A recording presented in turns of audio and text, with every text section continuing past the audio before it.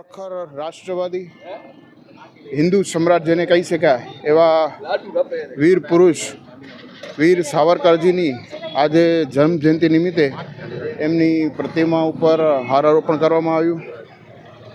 આપણા કચ્છના જ સપૂત શ્યામજી કૃષ્ણ વર્મા સાથે રહી અને આઝાદીની ચળવળમાં વિદેશમાંથી પણ એક સખત મુહિમ ચલાવવામાં એમનો સિંહ ફાળો રહ્યો હતો.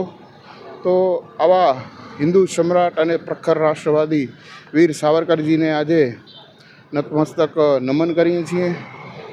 અને આ તકે હું આદરણીય સાંસદ શ્રી વિનોદભાઈ ચાવડા અને આદરણીય દિલીપભાઈ દેશમુખજીને યાદ કરીશ કે ભુજમાં ઘણા વર્ષો પછી એક વિચાર આવ્યો કે આવા હિન્દુત્વવાદી રાષ્ટ્રપુરુષોની પ્રતિમાઓનું આપણે નિર્માણ કરવું જોઈએ.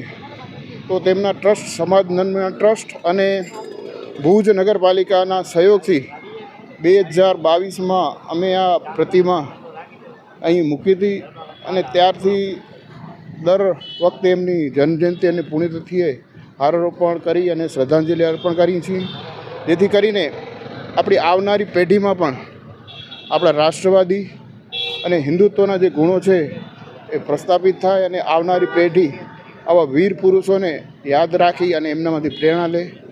ફરીને આવા વીર પુરુષોને નમન. વંદે માતરમ. ભારત માતા કી જય.